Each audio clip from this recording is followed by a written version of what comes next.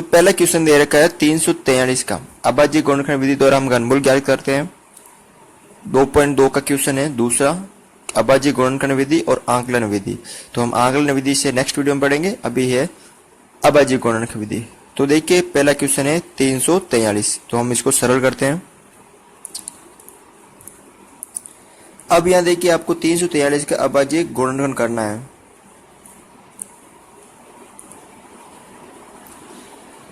अब देखिए इसके अंदर हमें भाग देना है कि इस संख्या के अंदर किसका भाग चला जाता है।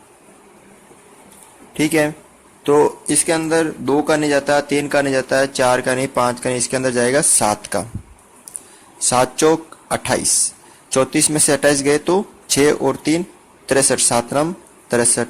फिर 7 का दिया इसके अंदर, 7 7 49, फिर 7 का दिया, 7 एकम 7, यानी हम 343 को लिख सकते हैं 7 × 7 × 7। अब देखिए यहाँ पर 7 के 3 समूह बन रहे हैं, 7 7 के समूह बन रहे हैं। तो हम 343 के जो घनमूल ज्ञात करते हैं, घनमूल को हम ऐसे प्रतिष्ठित करते हैं किसी संख्या का घनमूल, तो इन 3 में से हमें एक अंक लेना है। तो 343 का घनमूल कितना होगा? 7। अगली संख्या देखिए आपके पास यहाँ पर दे रखी है 74,088। इसका हमें घनमूल ज्ञात करना है, तो इसका भी हम अभाज्य गुणनखंड करते हैं।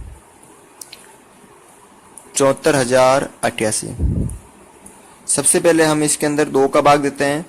7 में 3 बार, 6 बार या 6 और 1, 7 में से 6 गए, 1 और 1 7, ये हो गए 14, 7 दूनी 14, ये 0 4 और ये 4, यानी 2 का भाग दिया। फिर इसके अंदर हम 2 का भाग देते हैं 1 बार, ये हो गए 17, 8 दूनी 16, 1 हो गए 5 दूनी 10, 2 और ये 2। अब इसके अंदर वापस हम 2 का भाग देते हैं 9 बार, 2 बार, 6 और 1 बार। अब इसके अंदर हम भाग देते हैं 3 का, 3 3 9, ये हो गए, अब भाग नहीं जाता है तो 0, फिर हो गए ये 26, 8 3 24, 26 में 24 गए, 2 और 1 7 3 21। फिर इसके अंदर 3 का दिया, 3 एकम 3, उतारा 0, 3 दूनी 6, 8 में से 6 गए तो 2 और 7 27, नमते 27। फिर इसके अंदर वापस 3 का दिया, 3 3 9, 10 में से 9 गए, 1 और 4 3 12 और 3 3 9।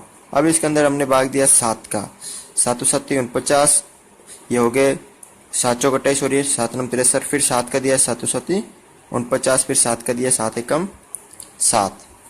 इस तरह हम 74,088 को लिख सकते हैं 2 × 2 × 2 × 3 × 3 × 3 × 7 × 7 × 7। ठीक है, तो देखिए 2 के भी 3 समूह बन रहे हैं, 3 के भी 3 समूह बन रहे हैं और 7 के भी 3 समूह बन रहे हैं। तो हम 74,088 के जब हम घनमूल ज्ञात करते हैं तो हम इन सब में से एक एक अंक लेते हैं। 2 ले लिया, 3 में से 3 ले लिया और 7 में से 7 ले लिया। तो अब इसका घनमूल क्या होगा? 3 दूनी 6 और 6 को मैंने 7 से गुणा किया, 7 छंग 42, यानी ये किसका घनमूल है? 74,088 42 का घनमूल है। किसका है? 42 का।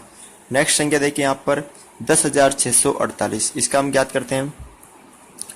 10,648 जो तीसरी संख्या है, इसका हम अभाज्य गुणनखंड करते हैं।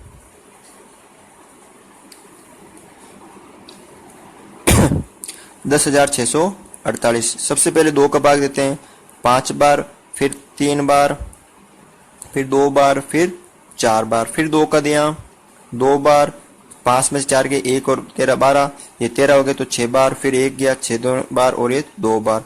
फिर इसके अंदर 2 का दिया 1 बार, 3 बार, 3 बार, 1 बार। अब इसके अंदर देखिए किसका भाग जाता है? 2 का नहीं जाता है, 3 का नहीं जाता है, 10, इसमें जाएगा 11 का भाग।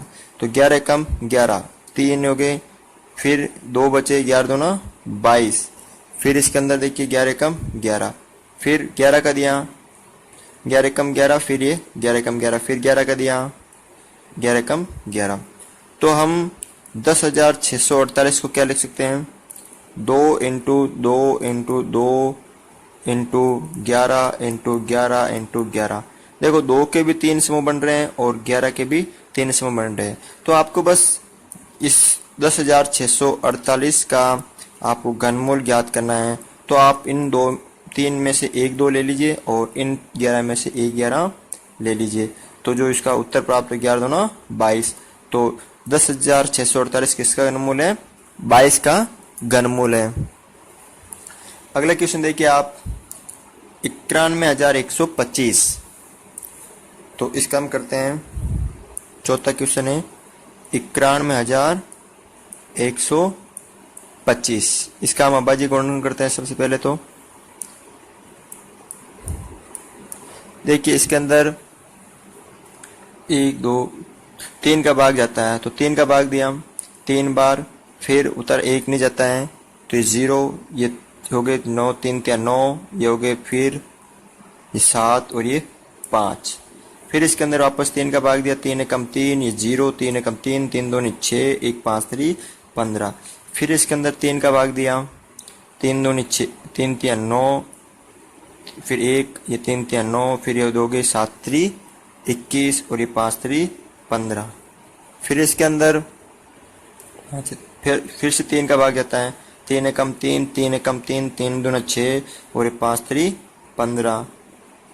फिर इसके अंदर 3 का भाग दिया, 3 3 9, ये 7 3 21 और 5 3 15।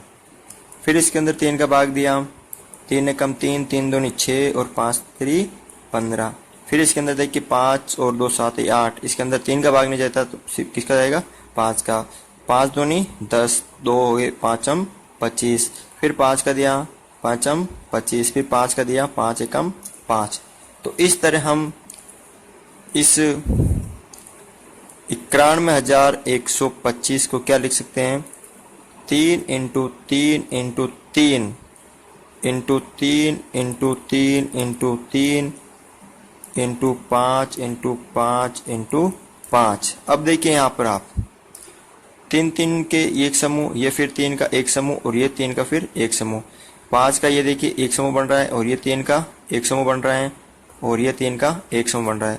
तो आपको 91,125 का अगर घनमूल ज्ञात करना है तो इन सब में से एक एक ले लीजिए। इसमें से मैंने 3 ले लिया, फिर इन 3 में से एक 3 ले लिया, फिर इस 5 में से एक 5 ले लिया। तो देखिए 5 3 15 और 15 3 45, यानी